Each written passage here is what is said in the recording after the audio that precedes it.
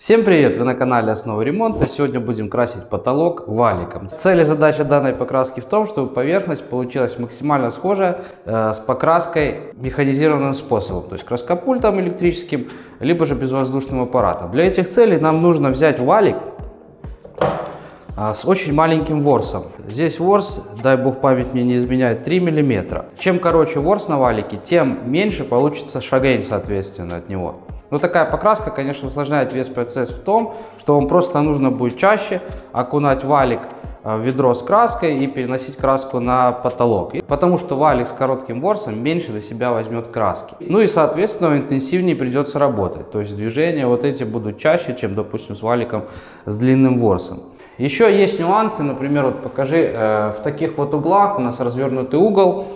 Валик у нас с коротким ворсом, из-за того, что у него диаметр большой, ворс короткий, возможно такое, что будет плохо прокрашивать такой угол. Поэтому в помощь такому большому валику должен быть маленький валик, соответственно, тоже с коротким ворсом. Еще на данном объекте у меня здесь не будет потолочных плинтусов. У меня здесь будет потолок белого цвета, а к нему будет подходить уже декоративная краска. Поэтому нужно отводить четкую линию будет. И прежде чем закатывать всю плоскость, я буду сначала прокрашивать все труднодоступные места, то есть все наши углы. Есть специальные угловые валики для этих целей, но у них мне не нравится ворс длинный. Я почему-то с очень коротким ворсом не нашел валик. Но это не беда, можно прокрашивать таким вот способом. Валик у нас 10 сантиметров шириной.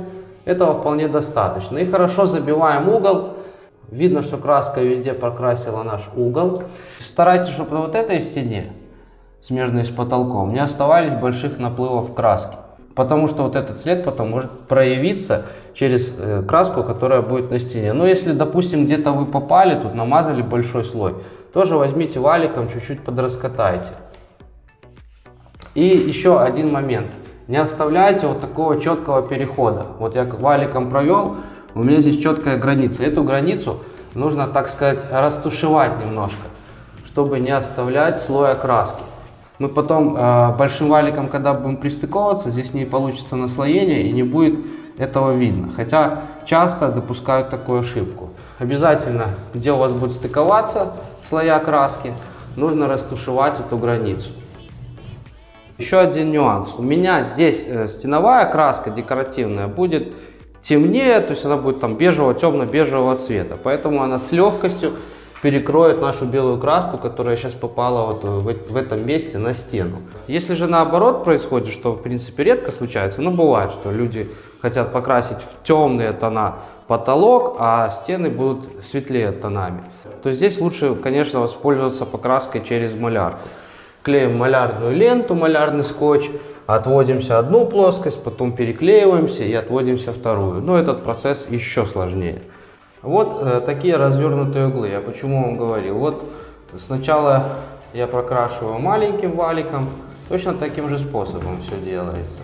Забиваю хорошо угол и растушевываю краску вместе потом следующего будущего соединения. Примерно на 10-15 сантиметров. А вот большим валиком, ну, конечно, такой развернутый, чем больше развернутый угол, тем лучше, конечно, его прокрасить. Но видите, диаметр валика, и, возможно, шубка где-то местами не пробьет. И тем более будем красить снизу, возможно, это и не увидим. А зато потом, когда уже все будет открашено, шпаклевочка все равно немножко желтее, чем белая краска. И это все будет видно, все эти пятна, все непрокрасы будут видны. После того, как все углы мы отвели, можно спокойно красить. Вон, покажи, обычная раскатка, валик и погнали. Так как у нас короткий ворс, поэтому работать нужно побыстрее. Сначала нужно нанести краску, материал, на основание. Видите, накрывает совсем мало, потому что мало краски в себя берет валик. Сначала наносим краску. То есть делаем то же самое, что и механизированным способом, только там при помощи оборудования переносится краска. А здесь вам нужно все это вручную сделать. И довольно-таки большой объем наносим. Вот, пол потолка комнаты, грубо говоря, нанес. А вот только теперь мы начинаем ее раскатывать. И вот смотрите, как хорошо что мы отвели все углы. И процедура раскатки, она может быть многократной. Но обычно это 2-3 прохода. Больше мы не делаем по плоскости, этого достаточно. Вот я один проход сейчас делаю. Можно в обратку пойти, а можно опять сначала начать.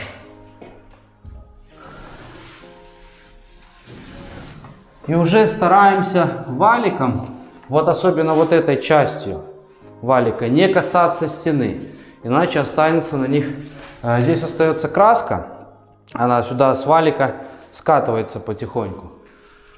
И вы можете просто засрать стену. А это уже будет толстый слой краски, который, возможно, потом стеновой краской вы уже не перекроете.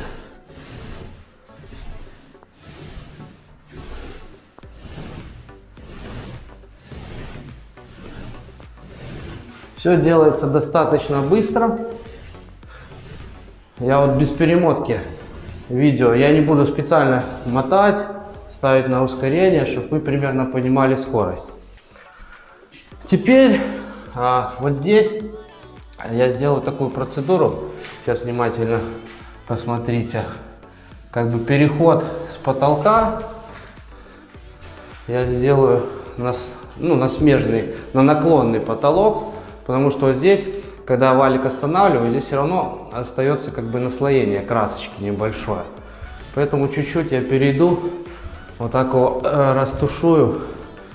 Ну, 2 раз в принципе достаточно прокатать, но так как я хочу добиться результата очень маленькой шагрени, поэтому я прокатаю еще.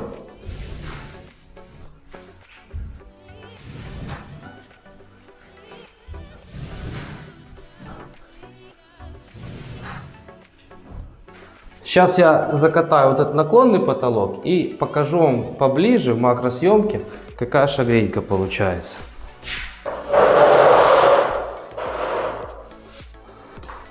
Кстати, еще момент. Отойди поближе, отойди подальше. Вот здесь, где я остановился, в месте том, где остановился красить, здесь уже мы красим практически полусухим валиком. Здесь не должно быть толстого слоя краски. Когда мы будем подходить уже с другой стороны потолка, чтобы здесь не было большого наслоения. Поэтому здесь раскатываем уже практически сухим валиком, полусухим сухим валиком. Оставляем тончайший слой краски. Процедура та же. Собственно говоря, переносим краску просто на поверхность.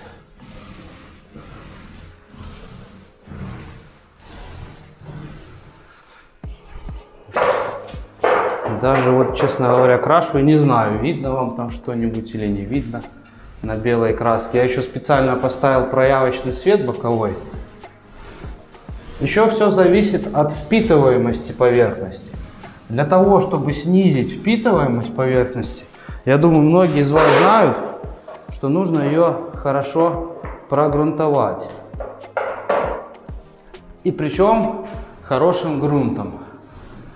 Грунтовки специальные для покраски, ищите в магазинах. Вот. Есть еще грунт краски, тоже хорошая вещь, но она не из дешевого удовольствия. Все, нанесли краску и начинаем распределять ее по поверхности. Полосы, не переживайте, все уйдут. В 2, максимум 3 прохода получится идеальная поверхность. И хочу обратить внимание на скорость.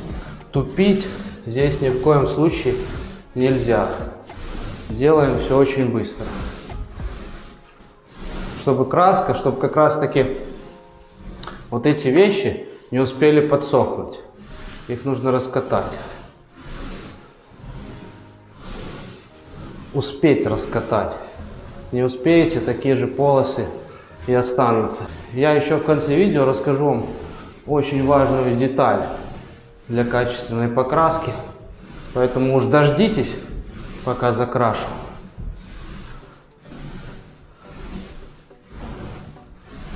Вот здесь я уже, получается, сколько?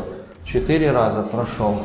Но это наклонный потолок, поэтому его я крашу очень тщательно. Он больше всего будет видеть до просвет, потому что я стою вот в рост и просматриваю почти весь потолок. На таком потолке, который идет горизонтально, не так, конечно, видно. Но еще, конечно, от освещения все зависит. Так, поставил я проявочный свет. Вот, я думаю, на него хорошо видно. Посмотрите, сейчас макросъемочку попробую сделать, насколько маленькая шагрень. На самом деле очень маленькая. Сейчас оно когда высохнет, ее вообще практически не видно будет. Краска очень быстро впитывается, поэтому я думаю, через час она уже будет сухая. Очень хорошее качество получается. Маленьким валиком, маленькая шагрень, маленьким ворсом, маленькая шагрень.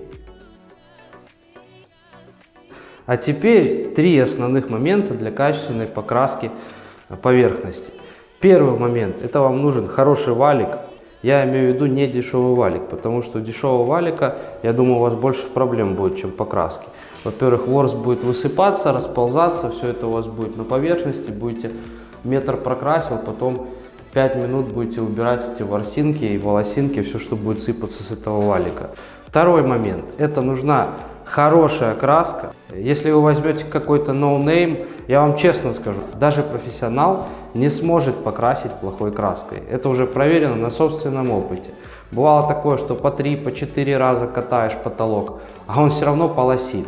Краска просто некачественная, не добавлено в нее каких-то специальных дорогостоящих там компонентов, как в хорошей качественной краске. Но если вы мастер, который будет красить потолок заказчику, объясняйте ему сразу эти нюансы, что как бы вы ни постарались, все равно получится на просвет, особенно на дневной боковой свет, который падает с окна, или тем более, если большое какое-то окно, там витражи бывают, там вообще жесть. Все будет полосить, все будет на полосах, и сколько раз бы вы ни красили, все равно получится Г. Ну и третье, это, конечно, нужен опыт, без этого никуда. Но во всяком случае я постарался вам максимально рассказать всякие нюансы и подробности, которые вам помогут покрасить достаточно хорошо. За работу, как всегда, ставим палец вверх. Всем пока, скоро увидимся.